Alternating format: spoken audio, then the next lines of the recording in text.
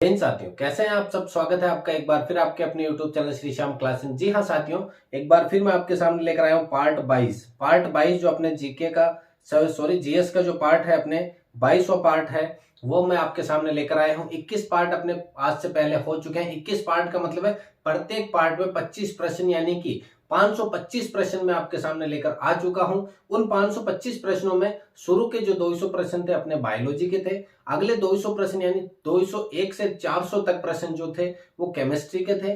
और अगले जो 200 प्रश्न है यानी 401 से लेकर के 600 तक जो अपनी सीरीज चल रही है अभी हाल फिलहाल में, वो अपने फिजिक्स के हैं। अभी बात जो अपन कर रहे हैं भौतिक विज्ञान के टॉप 200 प्रश्नों की कर रहे हैं। मैं आपके सामने विज्ञान के 800 प्रश्नों का भंडारा लेकर आया हूं। उसके अंदर अपन बात करेंगे आज 22वें पार्ट की। देखिएगा, ऑफलाइन क्लासेज में और अपने अदर बैच के अंदर थोड़ा बिजी होने के कारण शेड्यूल में तो यहाँ 25-25 प्रश्न ही आ पा रहे हैं। मैंने कहा था कि 1 तारीख तक को मैं आपको पूरे दे दूंगा मॉडल पेपर, लेकिन यहाँ पर ऐसा नहीं हो पाया। तो उस वजह से कि अगर मैं बात करूं तो कहा था, लेकिन ऐसा नहीं कर पाया क्योंकि थोड़ा बिजी शेड्यूल होने के कारण ऐसा नहीं पॉसिबल हो पाया। तो पिछली परीक्षा ये जितने भी प्रश्न है सभी के सभी किसमें है, पिछली परीक्षा में आए हुए हैं और इनसे बाहर एक भी प्रश्न जाने की संभावना नहीं है। तो चलिए शुरू करते हैं अपनी क्लास, ज्यादा देर नहीं करते हुए। और वीडियो लास्ट तक जरूर देखना, क्योंकि ये जो प्रश्न है टॉप मोस्ट प्रश्न है। अगर आपने साइंस कहीं से कुछ भी नहीं पढ़ा है तो भी अगर आप इन प्रश्नों को कर जाओगे तो आराम से मैं 80% की गारंटी ले सकता हूं कि 80% क्वेश्चन इन 800 में से आपको देखने को मिल जाएंगे। 15 में से 12 प्रश्न अपने 800 की गारंटी अपन लेते हैं कि इन 800 में से 12 प्रश्न आपको हर एक शिफ्ट में देखने को मिलेंगे। क्योंकि प्रश्न आएंगे कहां से, 10th लेवल का तो यही बेस है, इसी प्रश्न पे आएंगे। अब देखिएगा, यदि कोई व्यक्ति 50 न्यूटन का बल भार लेकर के गति कर रहा है तो उसके द्वारा किया गया कार्य कितना होगा। आपने देखा होगा कुली जो होता है अपने सर के ऊपर एक बक्सा वगैरह जो लेकर होता है, आपका सामान जो होता है वो लेकर के जाता है। तो वो जो जाता है वो कुली अपने सर के ऊपर रख के लेके जा रहा है उसको, तो वो कितना कार्य करेगा, आपके कितना कार्य करेगा वो। तो जब आप कहोगे कुली ने तो कार्य कितना करा, धनात्मक कार्य, जी नहीं, यहाँ पे न तो धनात्मक होगा न ही ऋणात्मक होगा, यहाँ कार्य होगा शून्य। शून्य कार्य करेगा। वो जो छत के अपने सर के ऊपर लेकर के जा रहा है तो वो जो सामान जो रखा है, जैसे कि सूत्र होता है W बराबर F into S cos theta. Cos theta का मान है 90 डिग्री और 90 डिग्री कोस 90 का मान होता है शून्य। तो जैसे ही इसका मान शून्य रखेंगे तो ये सभी का सभी क्या हो जाएगा, शून्य। इसलिए कार्य का मान कितना हो जाएगा, शून्य। अगर आप ये मत कह देना कि कुली को जाकर के आप कह दो कि आप तो कार्य कर ही नहीं रहे, आप तो जीरो कार्य करो। जीरो नहीं कर रहा वो तो अपनी तरफ से कार्य कर रहा है, लेकिन फिजिक्स की भाषा में बात करें तो वो कार्य कितना हो जाएगा, जीरो। वो कार्य कितना हो जाएगा, जीरो। उस कार्य को कहेंगे शून्य कार्य। अपन बैलगाड़ी जा रही है पहाड़ी के ऊपर, जैसे ढलान वाली जगह चढ़ाई पे जा रही है, अपन बैलगाड़ी को धक्का देना चाह रहे हैं आगे की तरफ, बैलगाड़ी आ रही है पीछे की तरफ, तो वो कार्य कौन सा हो जाएगा, ऋणात्मक। वो कार्य क्या कहलाएगा आपका, ऋणात्मक। अगला गतिज ऊर्जा का सामान्य सूत्र होगा। गतिज ऊर्जा काइनेटिक एनर्जी का सूत्र होगा 1/2 mv स्क्वायर, 1/2 mv स्क्वायर। तो 1/2 mv स्क्वायर ये स्क्वायर में है, ये जो 2 लिखा हुआ है वो किसमें है, स्क्वायर में है। तो 1/2 mv स्क्वायर हो जाएगा इसका गतिज ऊर्जा का सामान्य सूत्र। अगला स्थितिज ऊर्जा का सामान्य सूत्र क्या होगा, स्थितिज ऊर्जा U बराबर क्या हो जाएगा, mgh। देखिए, स्थितिज और गतिज को उदाहरण भी पूछे जाते हैं। पानी है जो तालाब के अंदर रुका हुआ है, वो पानी हिलोले मार रहा है तो वो उस स्थिति में परिवर्तन कर रहा है, उसकी वजह से वो कौन सी ऊर्जा होगी, स्थितिज ऊर्जा। लेकिन अगर वो पानी नदियों में बह रहा है, एक स्थान से दूसरे स्थान पर जा रहा है, तो वो पानी के कौन सी ऊर्जा का उदाहरण है, गतिज ऊर्जा का। गति कर रहा है तो गतिज ऊर्जा, केवल स्थिति में परिवर्तन कर रहा है तो स्थितिज ऊर्जा। बंदूक से गोली निकल कर जा रही है तो वो कौन सी ऊर्जा का उदाहरण है, गतिज ऊर्जा का। लेकिन बंदूक चलाना, गिलोल के लिए आपने रबड़ को पीछे की तरफ खींचा तो वो किसका उदाहरण है, स्थितिज ऊर्जा का उदाहरण है। अगला, टेलीफोन का आविष्कार किसने करा। टेलीफोन का आविष्कार किसने करा, टेलीफोन के अंदर क्या बजती है, बेल बजती है। टेलीफोन जब आप उठाते हो, टेलीफोन में रिंग आती है आपके। पहले वाले जो लैंडलाइन फोन थे उनके अंदर रिंग बजती है, रिंग का मतलब बेल बजती थी। बेल, ग्राहम बेल ने इसकी क्या करी है, खोज। तो एडिसन ने किसकी करी है। मैंने कई बार बताया, लाइट चलेगी, बल्ब फूट गया, बल्ब फूटने के बाद कांच बिखर गए, तो अपन जा रहे हैं तो अपने एडी के ऊपर वो कांच चुप गए तो अपन ने सन को आवाज लगाई तो वो हो गया एडिसन। तो बल्ब की खोज किसने करी, एडिसन ने। अगला है मार्क जुकरबर्ग ने किसने करी है, फेसबुक की खोज करी है। बिल गेट्स ने किसकी करी है, माइक्रोसॉफ्ट कंपनी की। अगला, इंसुलिन की खोज किसने करी। इंसुलिन किसमें काम आता है, मधुमेह रोग में काम आता है। कौन से रोग में काम आता है, मधुमेह रोग में। मधुमेह रोग, डायबिटीज जो रोग होता है किसकी कमी से होता है, इंसुलिन की कमी से होता है। इंसुलिन के टीके लगाए जाते हैं। इन टीकों की खोज का श्रेय किसको जाता है, एफ बेंटिंग को जाता है, एफ बेंटिंग को जाता है। निम्न में से अदिश राशि, अदिश राशि किसे कहते हैं? वह राशि जिसमें केवल और केवल दिशा का हो, केवल दिशा दिशा नहीं हो, जिसमें दिशा होती है वो सदिश राशि, और जिसमें दिशा नहीं होती है वो क्या कहलाती है? अदिश राशि। तो वेग दिशा के अकॉर्डिंग होता है तो ये सदिश राशि है। विस्थापन के अंदर क्या होता है? दिशा होती है तो ये आपकी हो जाएगी सदिश राशि। बल होता है कौन सा है? बल भी एक निश्चित दिशा में लगता है, दिशा होगी तो ही बल लगा पाएंगे। तो यहाँ पे जो समय है, समय के लिए कोई दिशा का होना जरूरी नहीं है, तो समय क्या कहलाएगा यहाँ पर? अदिश राशि। निम्न में से सदिश राशि कौन सी? सदिश जिसके अंदर क्या होनी चाहिए? दिशा होनी ही चाहिए। तो यहाँ पर ये जो वेग है इसके लिए क्या होगी? दिशा का होना जरूरी है। अगला प्रश्न, जी का मान पृथ्वी से ऊपर जाने पर क्या होता है? जी का मान, जी यानी गुरुत्वीय त्वरण पृथ्वी के लिए होता है 9.8 मीटर प्रति सेकंड स्क्वायर। 9.8 मीटर प्रति सेकंड स्क्वायर होता है जी का मान पृथ्वी के लिए। ये भी सवाल मोस्ट है। अब पृथ्वी, जी का मान पृथ्वी से जैसे जैसे ऊपर जाएंगे तो जी का मान घटेगा, बढ़ेगा या न घटेगा न बढ़ेगा, जैसा है जैसे रहेगा या शून्य हो जाएगा। तो जैसे जैसे पृथ्वी से ऊपर जाएंगे या पृथ्वी के नीचे जाएंगे, तो देखो पृथ्वी की गहराई में और पृथ्वी से ऊपर जैसे जैसे जी जाएंगे तो जी का मान घटेगा हमेशा। पृथ्वी से ऊपर जाओ तो भी घटेगा, पृथ्वी के नीचे जाओ तो भी घटेगा, ये याद रखना। और जैसे सेंटर में पहुंच जाओ, ये पृथ्वी है, ऊपर गए तो भी घट गया यानी माइनस हो गया, नीचे आए तो भी घट गया माइनस हो गया। लेकिन जैसे ही सेंटर में आ गए आप, तो सेंटर में आओगे तो वहां पृथ्वी के लिए जी का मान क्या हो जाएगा? शून्य। सेंटर के अंदर पृथ्वी के केंद्र पे जी का मान क्या होता है? शून्य होता है। तो यहाँ तीन प्रश्न है। पृथ्वी से ऊपर जाने पर जी का मान घटता है, पृथ्वी के अंदर जाने पर जी का मान घटता है, और अगला जी का मान पृथ्वी के केंद्र पर क्या होता है? पृथ्वी के केंद्र पर क्या होगा? शून्य हो जाएगा। पृथ्वी के केंद्र पर जी का मान क्या हो जाता है? शून्य।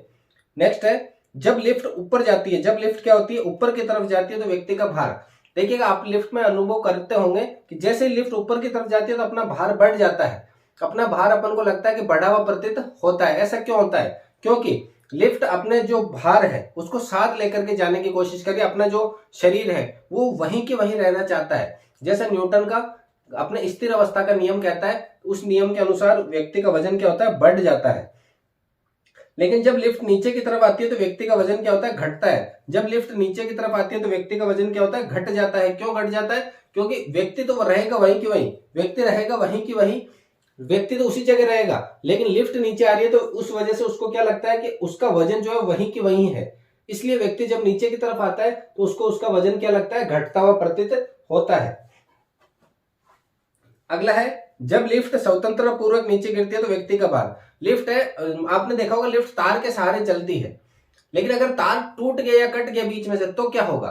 तब लिफ्ट स्वतंत्रता पूर्वक नीचे गिरेगी, तो व्यक्ति जो है नीचे लिफ्ट में खड़ा है वो लिफ्ट के ऊपर की तरफ, छत के ऊपर टच हो जाएगा और व्यक्ति को ऐसा लगेगा उसका भार क्या हो गया? बिल्कुल शून्य हो गया है, क्योंकि अब वो स्वतंत्रता पूर्वक नीचे गिर रही है, तो व्यक्ति का भार क्या होगा? शून्य हो जाएगा। अगला, पौधों में पानी ऊपर चढ़ने का प्रमुख कारण क्या है? पौधे में पानी जो ऊपर चढ़ता है उसका प्रमुख कारण क्या है? केशिका तत्व है। केशिका तत्व बोलते हैं जिसके द्वारा पौधे की जड़ों से पानी धीरे धीरे ऊपर की तरफ चढ़ता है, उसको कहते हैं केशिका तत्व। अगला, व्यक्ति का तैरना न्यूटन के किस नियम पर आधारित है? व्यक्ति तैरता है, तैरते समय हाथों से पानी को पीछे की तरफ करते हैं तो पानी हमें आगे की तरफ लेकर जाता है।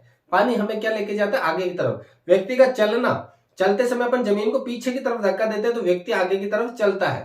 तो ये सब चलना, तैरना, ये सब किस पे आधारित है? न्यूटन के तीसरे नियम के ऊपर आधारित है, थर्ड लॉ पे। इसको अपन क्या कहते हैं? क्रिया प्रतिक्रिया का नियम भी कहा जाता है, क्रिया प्रतिक्रिया का नियम भी कहते हैं। अगला, ऊर्ध्वपातन क्या है? ऊर्ध्वपातन मोस्ट इंपोर्टेंट है। आपने देखा होगा कि टॉयलेट वगैरह, जो मॉल वगैरह होते हैं, टॉयलेट वगैरह अपने घरों में होते हैं, उनके अंदर अपन एक गोली रखते हैं कपूर की। वो गोली रहती है, वो लिक्विड नहीं होती है, ठोस से सीधा गैस में बदल जाती है। तो ठोस से सीधा गैस में या गैस से ठोस में बदलना क्या कहलाएगा? ऊर्ध्वपातन कहलाता है। अगला है, ध्वनि की चाल सर्वाधिक किसमें होती है? ठोस में, द्रव में, गैस में, या फिर इनमें से कोई नहीं? तो ध्वनि की जो चाल है सबसे ज्यादा किसमें होगी? ठोस में होती है। सबसे ज्यादा ध्वनि की चाल किसमें होती है? ठोस में होती है।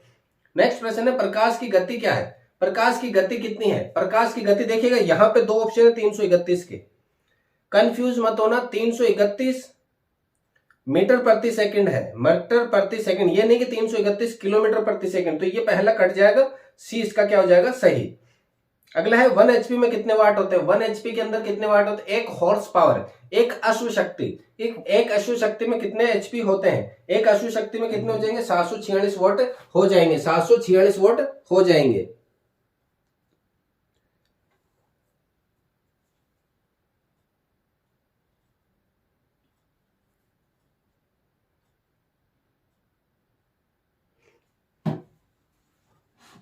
एक अश्व शक्ति में कितने वोल्ट हो जाएंगे, 746 वोल्ट होते हैं। अगला, रेडियो का आविष्कार किसने करा। देखिएगा, रेडियो के आविष्कार की अगर मैं बात करूं तो रेडियो का आविष्कार आपके किसने किया। रेडियो, अगर आपके घर पे रेडियो वगैरह है और वो चल नहीं पा रहा है सही से, वो चल नहीं पा रहा है, तो अपन क्या कहते हैं कि रेडियो के अपन क्या मारते हैं, कोहनी मारते हैं। रेडियो चल नहीं रहा, रेडियो के कोहनी मारो। यानी रेडियो अगर चल नहीं रहा है, घर पे रेडियो खराब है, तो उसको कोहनी मारो, वो चल जाएगा। कोहनी मारो, मारकोनी, मारकोनी। तो मारकोनी यानी कि मारकोनी ने रेडियो की खोज करी है। मारकोनी अपन कहते हैं, मारकोनी, मारकोनी रेडियो चल जाएगा, यानी कि रेडियो की खोज किसने करी है, मारकोनी ने करी है। न्यूटन की गति के कितने नियम दिए, न्यूटन ने 3 नियम दिए हैं। पहला नियम क्या कहलाता है, जड़त्व का नियम। दूसरा है संवेग का नियम, और तीसरा है क्रिया प्रतिक्रिया का नियम। तो 3 नियम दिए हैं न्यूटन ने। तो टोटल कितने नियम दिए, 3। अगला, कार्य बल और विस्थापन में क्या संबंध। अभी मैंने ऊपर बताया था W बराबर F into S into cos theta, जहां व्यक्ति का कोस थीटा मतलब सर पे वजन है, तो थीटा बराबर 90 डिग्री, 90 का मान 0 होकर के पूरा कार्य क्या हो गया, 0। तो W बराबर क्या होता है, F इंटू एस, पहला ही ऑप्शन सही हो जाएगा। वेग में परिवर्तन की दर को अपन क्या कहते हैं, त्वरण कहते हैं। वेग में परिवर्तन की दर को क्या कह देंगे, त्वरण। वेग में परिवर्तन की दर क्या कहलाएगी, त्वरण कहलाएगी आपके। किस बल के कारण दूध से क्रीम बाहर निकलती है। जैसे ये एक अपन मान के चलो दूध का बर्तन है, ये जो दही है, दूध से दही बन गया।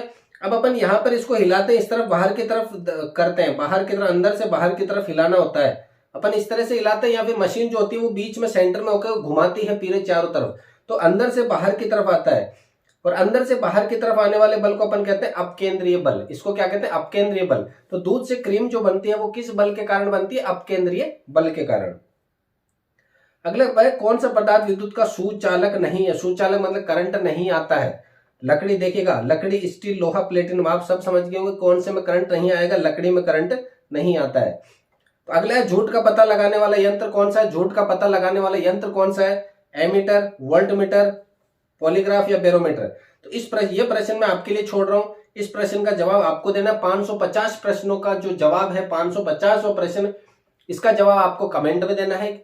जितने कमेंट आएंगे अगली सीरीज उसी के ऊपर निर्भर करेगी। 551 से लेकर के अब 600 प्रश्नों की एक साथ आएगी सीरीज, पूरे 50 प्रश्नों की। तो उस 50 प्रश्नों की सीरीज अगर देखनी है तो इस 550वां जो अपने प्रश्न है, इसका आपको जल्दी से जल्दी कमेंट करके जवाब देना होगा। मैं देखना चाहूंगा कि कितने छात्र हैं जो इस सीरीज का वेट कर रहे हैं बेसब्री से, क्योंकि अगर मैं यहां पर मेहनत कर रहा हूं, सीरीज आपके लिए बना रहा हूं, ऐसा एक भी यूट्यूब पे नहीं होगा जो हमारे जैसे प्रश्न आपके सामने बनाकर लेकर आ रहा है, इतना मेरी गारंटी है। और मैं गारंटी ये लेता हूं कि मैंने हर एक टॉपिक को अच्छे से पढ़ा है, अच्छे से बच्चों को पढ़ाया है। 3 साल से लगातार अपन पढ़ा रहे हैं। पहला बैच जो था अपना, वो आपके अग्निवीर आने की वजह से कैंसिल हो गया था। उसमें सिर्फ 7 बच्चे थे जो फिजिकल वगैरह करके हमारे पास पहुंचे थे, और सभी के सभी 7 ऐसे बच्चे थे कि वो 7 के साथ लगने वाले थे बच्चे, लेकिन वो कैंसिल हो गई भर्ती। उसके बाद 16 बच्चों का बेस अपना पिछले साल बना था, उसके अंदर 100% रिजल्ट हमने दिया था। इस बार भी अपने पास लगभग 20 छात्रों का बैच है ऑफलाइन का, और उसमें भी आशा करते हैं कि 100% रिजल्ट रहने की पूरी संभावना है। तो अगर आप हमारे चैनल पर बने हैं पहली बार, तो चैनल को सब्सक्राइब जरूर कीजिएगा। मिलते हैं अगली क्लास में, तब तक के लिए जय हिंद, वंदे मातरम।